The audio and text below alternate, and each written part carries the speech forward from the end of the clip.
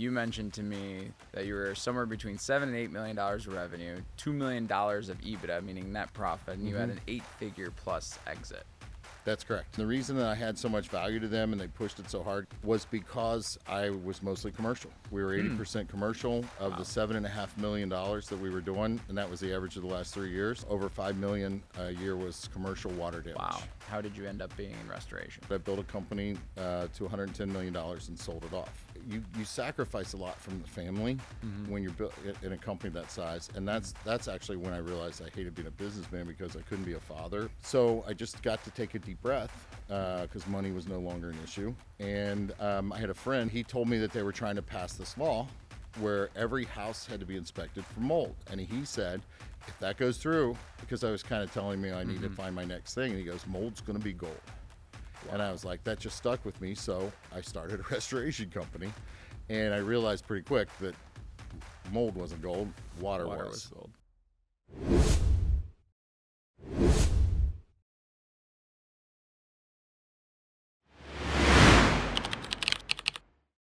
Welcome, everybody, to the Albi After Hours podcast, where we talk about propelling the restoration industry forward. I'm your host, Alex Duta, and today I'm with Mr. Rocky Hensley from Plumber in beautiful Punta Gorda, Florida.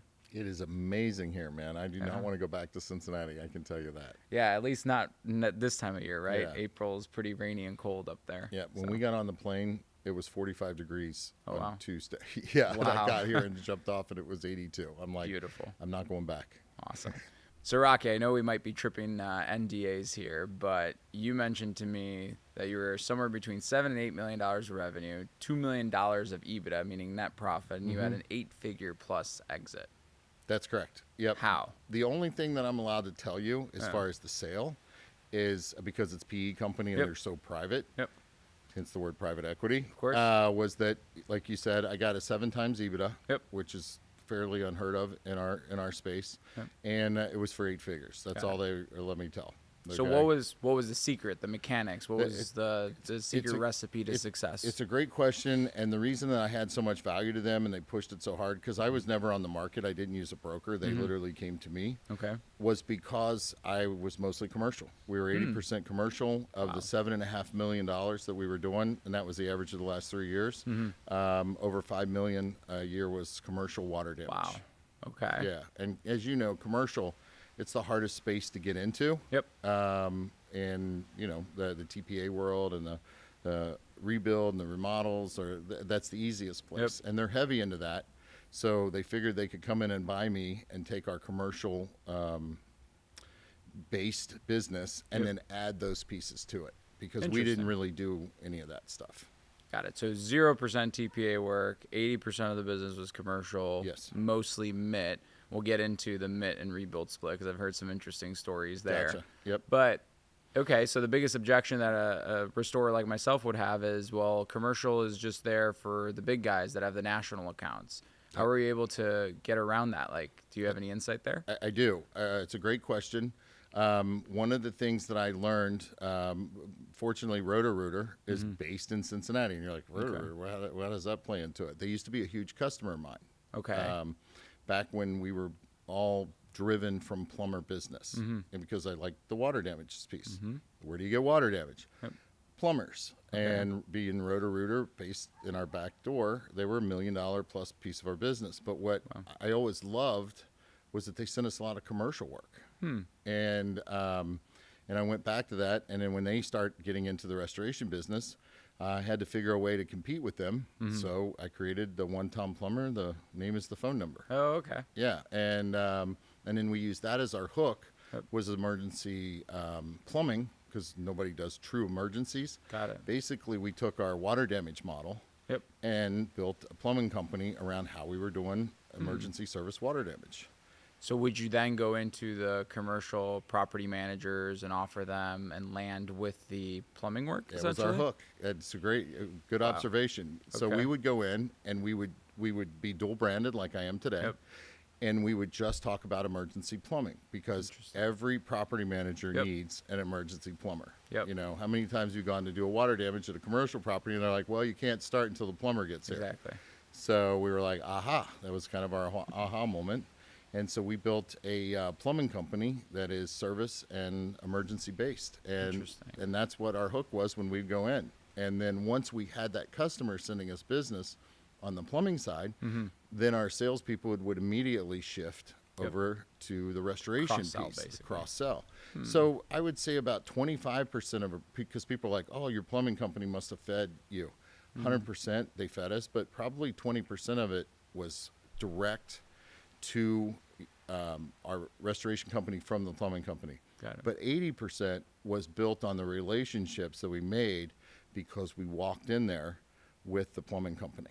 Interesting. Is it that much easier? Like there's no national accounts in the plumbing space, and it's that much easier to Well, land a now that plumbing we're, job? I think we're at 93 territories now. Okay. We call it from the island to the island. Okay, we just opened up or opening up an Hawaii location on the one-ton Nice. plumber side, and we've got them in Long Island. Okay. So we've got Chicago, 7 in Texas, Florida, Nice. blah blah blah, all over the place. So now we're getting national accounts. Got it. But we did have some national accounts, but they were local, and Got I'll it. explain what I mean. Like Cushman Wakefield's a great example. Okay. We own Cushman Wakefield locally, but we only did it locally. Makes And sense. keep in mind too, I never wanted to be a big company. Like the $7 to $8 million mark, like we kept it there.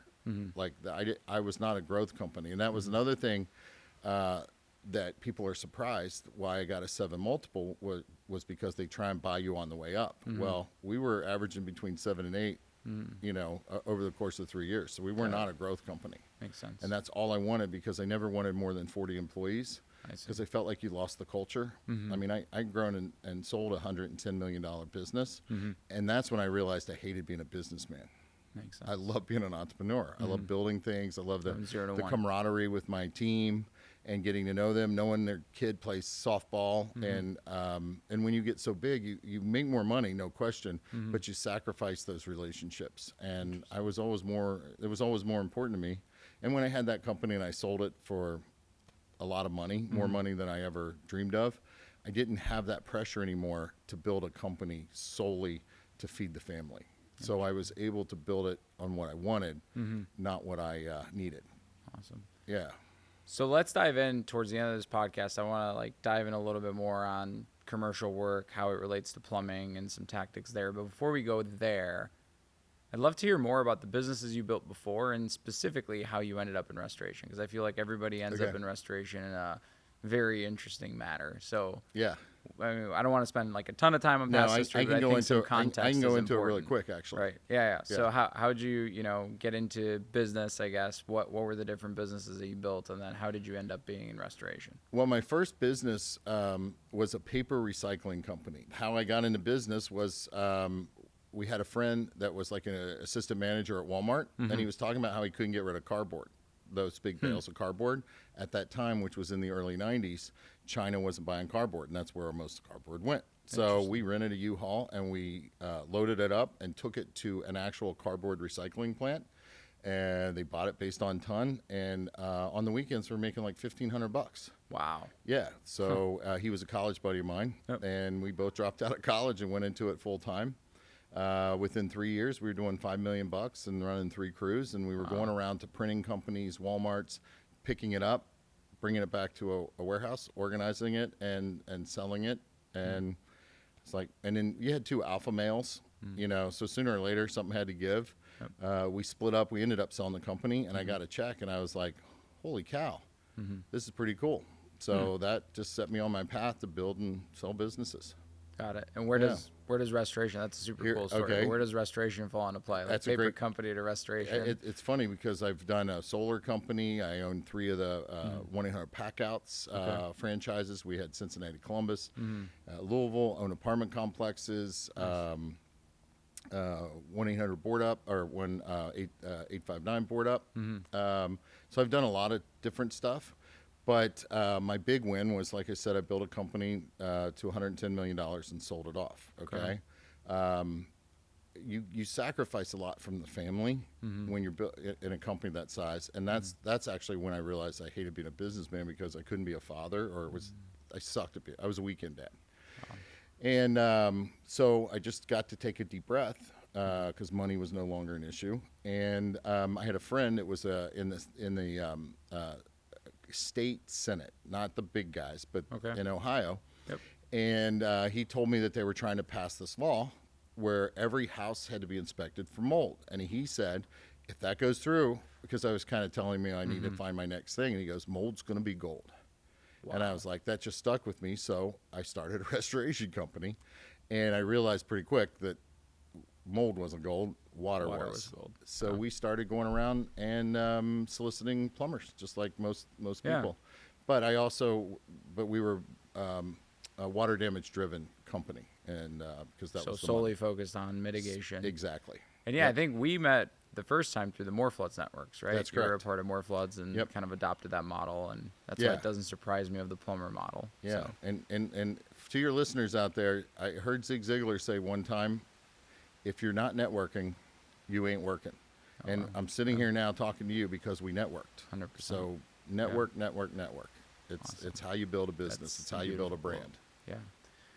So when you first started, obviously mold was mostly residential, I assume. Like this all bill was going to be residential. And even the then water the More damage. Floods model is primarily residential. So where was that aha moment of I need to pivot from residential to commercial?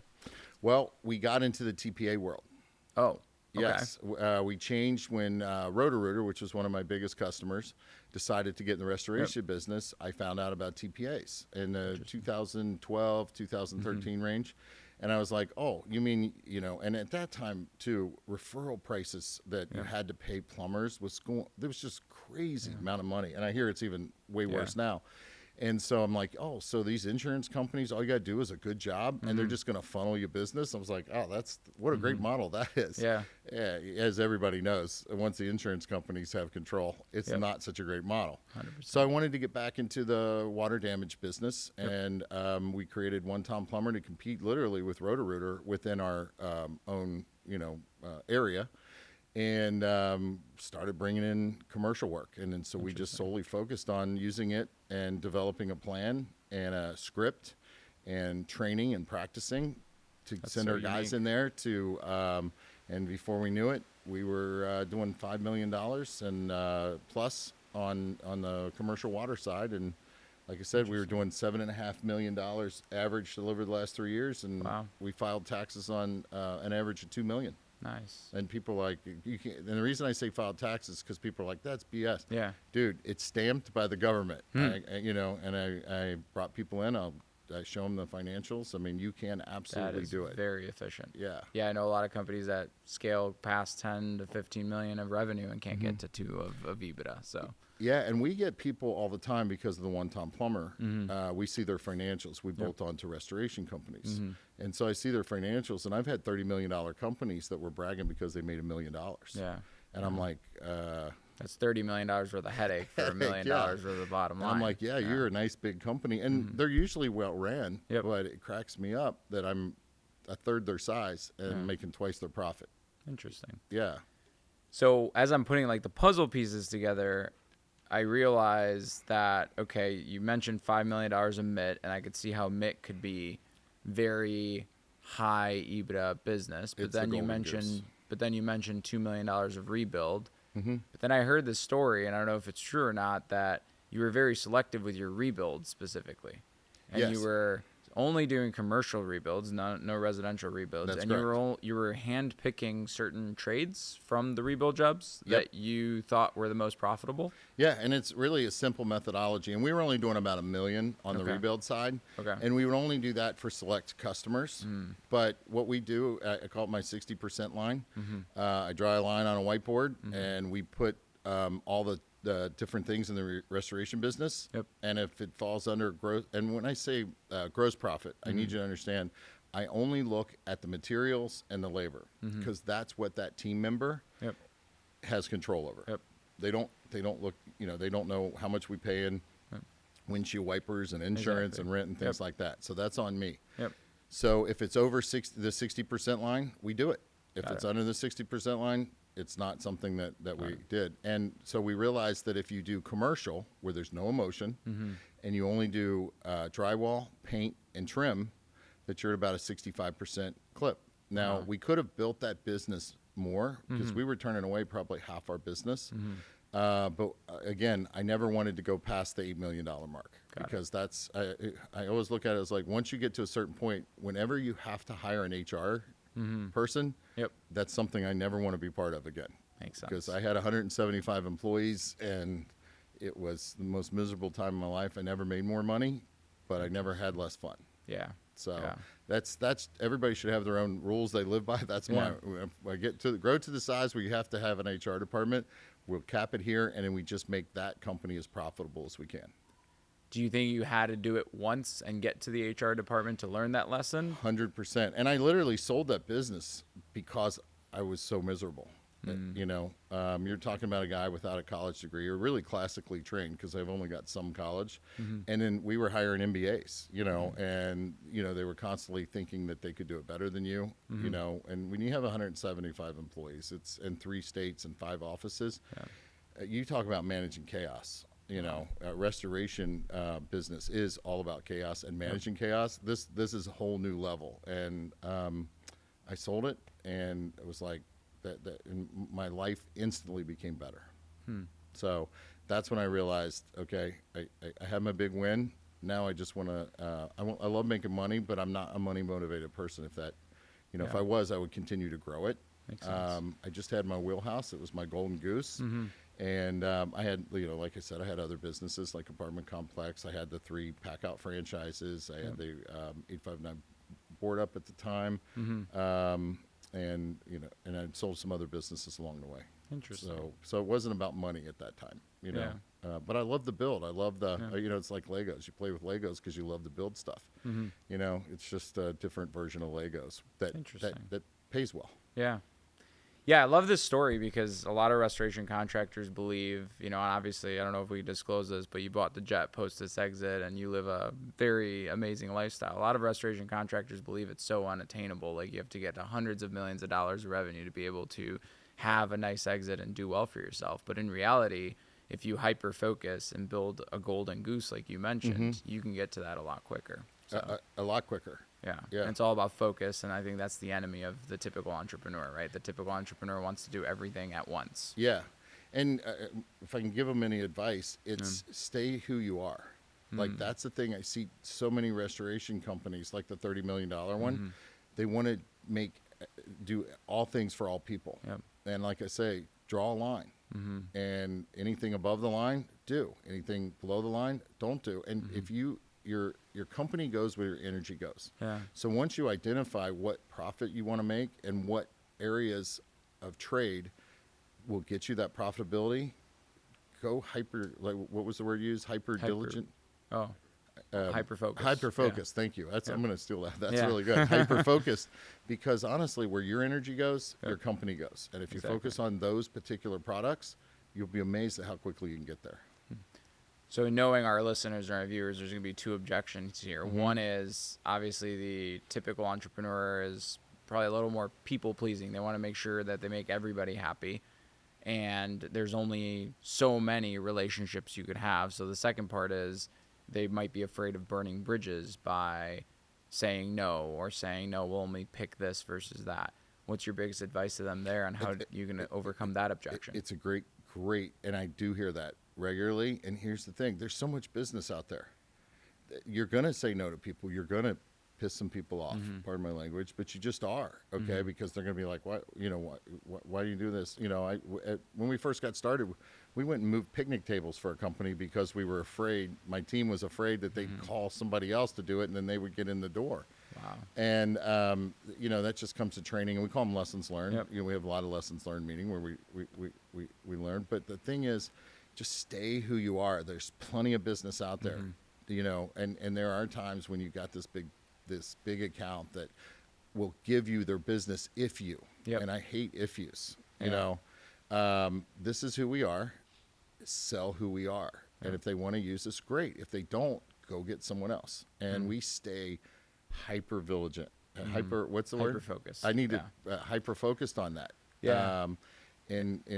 But the other thing is too, we divisionalize hard. I mean, we start divisionalizing at about $1 million when the company is growing. And that's because somebody in your organization needs to be responsible for their thing and their thing only. Okay. And I see so many people where they'll have someone who's super good at everything, doing everything. Jacks of all trades, but masters of none. Yeah, and I just talked to a lady literally an hour ago who was saying, well, I've got this lady in the office that keeps doing, she picks up all this extra work. And I realized, I was like, ma'am, I'm sorry, but that lady's running your company, not you. And then she's telling all these other people, I don't think you're good enough, so I'm going to do it for you. You know, and if those people truly aren't, get rid of them. And replace them and train those people up. It's okay to take a step backwards to take 4 forwards. You know, you can't always take forward steps. Sometimes you have to defrag. Sometimes you have to get rid of someone. They call them culture killers. You know, a negative upbeat person or a negative unupbeat person, but they're hard workers. They have no place in my world. They have to be both. They have to be a positive upbeat person and they have to be hard workers. But I'm willing to pay 20% more than market because 80% of all work gets done by 20% of the people. And if you only hire 20%ers or only keep 20%ers, then you're going to make more money by paying them more. And it's honestly, it's that simple. Yeah. I mean, the word that popped into my head right now is differentiation. Like your company was clearly unique and different and had a different value prop with the plumbing and the restoration offering specifically for commercial people. And by doing commercial day in and day out, you understood everything around commercial better than the average Joe Schmo that does 5%. And then in the labor market, you're a differentiator because you have higher profitability, so you could afford to pay people way more, and the pie gets split amongst employees.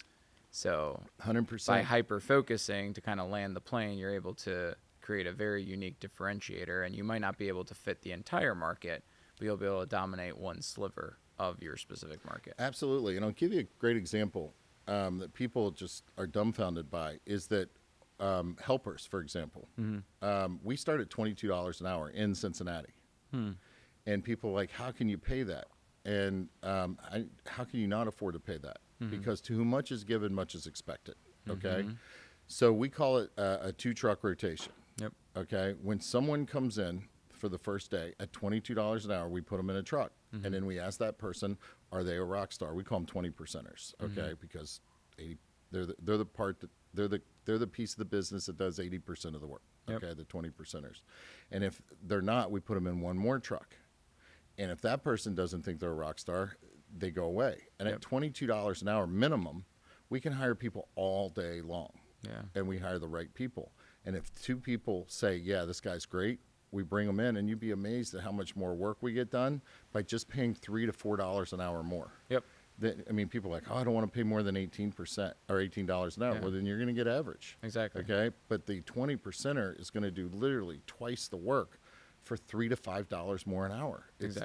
Yeah. People don't realize that when they put together a job description, they put compensation there, they're labeling the type of employee they're expecting. Right. And a $50,000 a year dispatcher versus a $90,000 a year dispatcher, there's going to be a huge delta in their skill set, assuming that both of those people are market, right? Now, obviously, there's people who think they're worth more and less, and we won't dive into that. But in general, you're labeling the level of excellence that you expect when you put the comp. So and I'll tell you another nugget for the restorers out there. Our water damage is everything. And I hear all the time, well, I can't get my guys to go. They're watching TV, this, that, and the other. We pay $250 for the first 3 hours when they get dispatched. And that's for the helper. Okay. And they're like, well, that's an awful lot. And then after the 3 hours, they get time and a half. We want them excited to get out there. Here's the thing. We pay our guys commission. We keep 80%, they get 20%. That helper comes out of their 20%. Okay? And so we're always making our 80%. Here's the thing. They won't call out a helper unless they really need them because they know they're going to pay $250 for that helper. So probably half of our jobs get done by one person because most of our jobs don't need a second person. But if they do call that person jumps. In fact, people are fighting for on-call. They're like trading each other because they want, $250 plus time and a half. So we created a system where people want to go to water damage. Beautiful. Yeah. You design the system for them to win, and if they win, you win by default, and then you focus on how you can make them win, and then you win as a byproduct. Exactly. And keep in mind, we were doing a little over 5 million average. We had 6 lead water techs. Wow. Okay, so they were all making over 150. Yeah. You know, if they didn't make 150, it was because they had a long vacation or did something else. But that was kind of our bottom line that we wanted these guys to make. Yep. So they didn't mind paying for helpers here and there because they knew at the end of the day they were still going to make really good money. Yeah.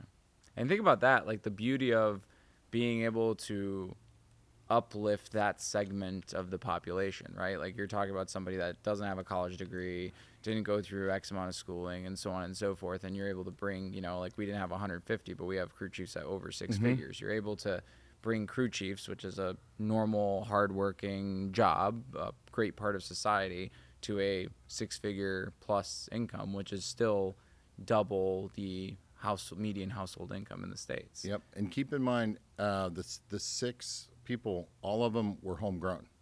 All of them were helpers that we trained into lead water techs. We never hired from other companies because we did that early, but they just brought bad habits with them. Yep. So people that wanted to be a lead technician, we put them on a 6-month training program where they would constantly go out with, and we put them with all 6 different people because a lot of it is just your own personality. So you'd pick up the best of the other 6 guys, and they'd have to go through 4 training classes. We'd send them to REITs, we'd send them to Chuck DeWalt, and then we'd send them to both of the RC classes, and then they would have to graduate from that, and then they could get in their own truck and be a water tech. So you always appreciate things more when you earn it. Yep. And being a helper on every call almost for 6 months, and then going to the classes and stuff. When you finally got your truck, and we kind of did it like a graduation and a ceremony with a plaque and all this other stuff, they really appreciated it, and they really took a pride in being a lead water technician. Yeah. So it's like a 12-month fast track. You start in, you're getting paid pretty well. It's a $22 an hour job. But it's not just that. You come in, there's all these perks of time and a half and so on and so forth. But if you're in the top X percent, then you get fast track to $150,000 a year, which is like, what, 80, 90 an hour, I think? Yeah. Yeah. So. Well, our average technician worked about 26 hours a week. Oh, wow. Our average water technician. Yeah, so that's because great work-life balance. And they would follow the job the whole way. Like if it was your job, you started the job, no other water technician would take it. They would schedule with the customer, all the readings. They'd have to do the files, turn it in, and the estimator would take it from there. Smart. But it was their job from beginning to end. Got it. Not to get super nitty gritty, but Sure. I guess the other question, did you guys run with PMs to go sell the jobs? No. Or no? Okay, so kind of like the rotor-rooter model where But the truck does it all. Great question. And keep in mind, we call them relationship coordinators, salespeople, would already set the expectation that when our technicians get there, they're going to start working. Got it. So there was nothing really for them to sell other than the beauty of 20% of the water. Yeah. So they literally, and we guaranteed 59 minutes or less. Got so the it. guys would take their trucks home. We'd dispatch them from home. They would go straight to the commercial water damage and start working. Yeah. They wouldn't have, they'd have to get the paperwork signed and stuff like that. And we didn't even worry about estimates until after they were done. So smart.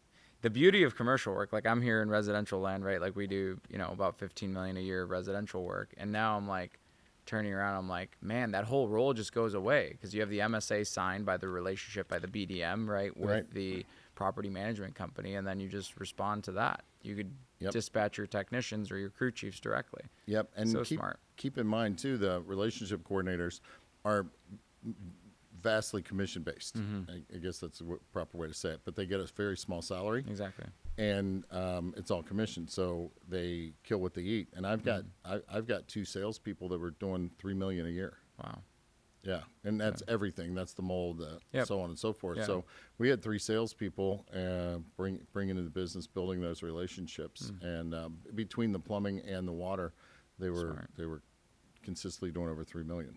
So that's super interesting, super efficient. Thanks for peeling back the curtain and being so transparent. Of course. So now that company's sold, 8-figure exit. Obviously, you've done very well for yourself, but you've decided to embark on another journey with like one Tom Plumber now. Why not just, I don't know, take a break, relax? What keeps you going? What fuels you? What drives you to continue on embarking in adventures like these? That's a really good question. I get that all the time. I'm 59 years old. What am I going to do? Garden? I do enough traveling. My office is off-site anyway. I have my assistant, I have a personal assistant, and then I've got my attorney, on-staff attorney. We've got our office off-site. So I'm not in these businesses every day, and I've never been. Like even my first business, I realized the more I was there, the more I interfered or got involved. So I can work from anywhere. And I love the work. I love the build. And I don't go into the office every day. I go into my office when I'm in town every day, but I don't go into the businesses every day. Makes sense. Yeah. So it's just the purpose of building that keeps driving you, because what else are you going to do? Yeah. And I basically run it from a helicopter, and I've got great people. And that's one, I learned a long time ago that I'm really good at three things. Really good at three things, and I suck at everything else. Like my wife is an incredible person. She's good at everything, and it drives me crazy, okay? But once I learned to just focus on my three things and hire people that are really good at the things that I'm not good at, it changed my fortunes, honestly. So I focus on what I'm good at, and I don't try and be all things to all people. And I bring people in that are super good at weaknesses. What are those three things? Mind ask. Well, I feel like I'm a pretty good leader. I'm a pretty good systems builder, and I'm a super, super diligent person when it comes to engaging my team and getting their input and letting them help build, and not just creating policies and saying this is the way we're going to do it. But we call it lessons learned again, where we bring them in and they help us create the strategy, because they're more engaged, they're more bought in when they have a say in the strategy. And I'm really good at scaling with employee input. Interesting. So cool. So kind of wrapping up everything, I think where we started was this concept that one-time plumber combined with a restoration company allows the restoration company to now go and land these commercial relationships, and that's kind of the value prop there. But I don't think we've solidified that. So would you mind telling our listeners, and I've never even heard this story. I always thought it was just a plumbing company bolt on to a restoration company. I didn't know the whole story. I think there's many people out there that don't know the full value prop. So what does One Tom specifically do, and why only sell to restoration companies versus go out after all these other types of people looking to franchise a plumbing company? Yeah, I love that question. The best way I can describe it is like, think of a log truck stop, okay? And then I'll tell you why, okay? But I need to set the table just a little bit. A Love's truck stop, you're driving down the road, and you need gas. So you pull in. Well, it's always got a McDonald's or Subway attached to it, right? So while you're there, you'll go in and get burger and fries, and then sometimes it's the opposite. You see them golden arches, you pull in. Well, even if you got a half tank of gas, you're still going to fill up, right? But they're two separate companies with two separate colors, two separate identities in the same building, sharing the same customer. And with franchising, you have to have that differentiator, okay? Like, you can't take your restoration employees and do one-time plumber, and one-time plumber employees can't do restoration, because it's controlled by the Federal Trade Commission. Franchises are heavily controlled by the FTC, and you can't do that. So that's the way you kind of got to I got to set the table with that's what a bolt-on franchise is. That McDonald's is bolting on now, and you're sharing the same customer. What I realized early on was how much people needed emergency plumbing, okay? And I needed commercial water damage. So, and I saw that Roto-Rooter was getting a lot of commercial work. In fact, most of the commercial work we did back in the day was from Roto-Rooter and the commercial work they were throwing at us. And now Roto nationwide got into water damage. They got into water damage, yeah. And again, they're based in Cincinnati, so we were the first ones to compete with them on that scale. And I just love that model. So I built it. It was working really well. And then I had Chuck DeWald, who came in. We were growing so fast on the water damage side that I paid Chuck DeWald and his team to come in and train our guys in-house, because we just didn't have the ability to send them there. And while he was there, he threatened to beat me with his baseball bat. If you know Chuck, he teaches with his baseball bat. If I didn't share this with other restoration companies. And I started thinking about it. And I owned the 1-800-Pack-Out franchise. I was a franchisee at the time. And so I started looking into it, and I realized there's a super need there to get into the commercial space. So 4 years ago in March, we launched. We got our first franchisee, and we were candid and honest with them that we don't know what the hell we're doing. If we're going to do this, we're going to do it together. And now they've got 4 locations, 3 in South Carolina, and they just opened one in North Carolina. Wow. So, and the reason that's important to say is because what we realized once we did this, that we actually make more money on the plumbing piece. Even though it brings in a lot of water damage, the plumbing, and it's easier to scale. Yep. And I'll tell you what I mean by that, and I'll give you the short version. As you build a restoration company, part of the reason that I only wanted to get it to 8 million was not just because of the employees. It's also because I just, you just managing more chaos. Yep. The bigger the restoration company is, the more chaos you're managing. With plumbing, once you do the build, you're just adding technicians. So you're just adding people to a system. So it's so much easier to scale a plumbing company. And once you scale, then you tweak. And, you know, a great mentor once told me, expenses are like fingernails. Always be cutting them, okay? But on the plumbing side, it's way easier to do that because it's so systemized. On restoration, it's really hard to do that because it's just more chaos. So, so we were able to take the plumbing company to a higher percentage of profit. And so that's why, you know, when we started selling these things, we're going to cross 100 literally next month in 4 years. And we're just adding them on to restoration companies because, you know, as Forrest Gump said, the two go together like peas and carrots, you know.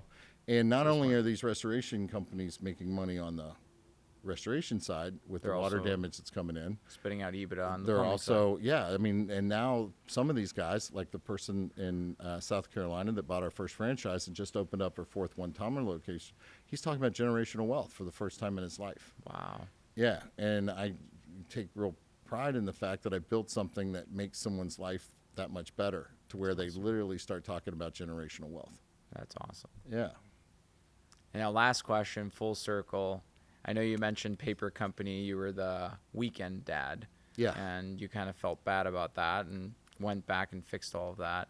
How does it feel now? I think one of your sons is an integral part of the entire One Tom business. How do you feel about that? It's the best thing in the world. When you take, and it was never my path to bring him into the business. He graduated from college. We were getting ready to launch the One Tom Plumber business model. Had no clue what the hell we were doing, to be honest with you. I've been on one plumbing job, keep in mind. And I only went on one plumbing job to say that I've been on a plumbing job, okay? And he was 1 month out of college, but I love my son. I have great faith in him. And he took it. He took the look and the idea and the vision, and we'll do $70 million plus this year. Wow. And he's the president, and he's literally, you know, slept on the floor under the desk because he was 24/7. You know, when we were first up and going, he paid the price, he put money in, and he's a true partner. And awesome. But he's the true integrator that him and a lady named Angie, who was who's now our vice president, executive vice president, and his right hand. And yeah, it's great to watch. You know, I add some input. I give him my opinion even when he doesn't want it sometimes. But he's taken it, he's ran with it, and kind of feel like we've done it as a team, and it's pretty freaking cool. That's beautiful. And you know, we've had one disagreement. It was a good one. Don't get me wrong, but other than that, I kind of let him stay in his swim lane and do it, and he listens. And it's honestly, I can't tell you how cool it is to work with your kid every day. It's the best thing in the world, honestly.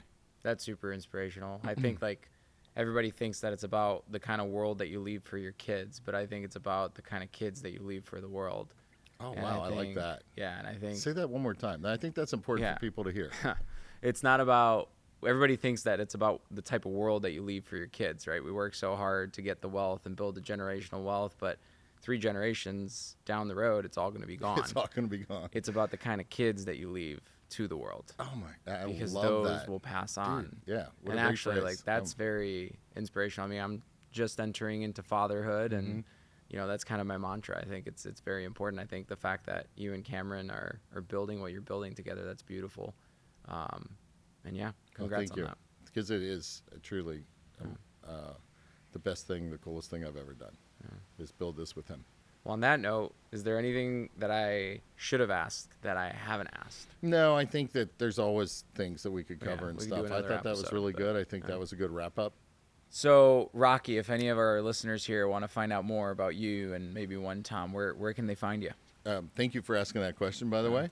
And it's if they could go on to 1tpfranchise.com. The TP is One Tom Plumber, but 1tpfranchise.com. Yeah, so Rocky, when you and I were chatting offline, you mentioned that you'd be willing to potentially hop on like a quick Zoom meeting or something with some people and kind of guide them in their restoration journey if they feel lost or whatnot. Would you be willing to do that with some of our listeners? Absolutely. What I would love for you to do is if any of our listeners want to ask me some questions, I'd be happy to answer those questions because most of the way I run my business is from great mentors. Most of what I'm going to teach you is what someone else taught me. But also, I always throw out there that anybody can come. We'll schedule it up. I'll spend 4 to 6 hours with you, show you our books, introduce you to people, show you exactly how we do things, but only if it's reciprocal. Okay. And I know I've had many people say, well, I'm only $1 million, $1.5 million company. I guarantee you, if you will give me 4 to 6 hours, show me how you're doing everything, I'll get 2 to 3 takeaways. I've done that probably 30 to 40 times with people. Wow. And I take away something every time that makes my team and my company better. So, and I'll extend that to you guys. So it's like a little mastermind. They fly into Cincinnati for 4 to 6 hours, free of charge. Yep. As long as they're open about their business, you'll be open about yours, and it could be a win-win for both. That's actually a really compelling offer. Yeah, like people charge money. I mean, I charge money for that, right? Okay. So like, yeah, people charge big bucks for things like those. So that's very generous of you. Yeah, and trust me, you're doing something better than I'm doing something. Okay, I don't know what it is, but every time I go somewhere, I always take away a couple of nuggets that I can bring back and make my team better. Super smart. Well, thank you so much. You're always very generous, and I appreciate that of you. Keep going. I'm listening. And handsome, and good looking, and have a beautiful business, but anyway.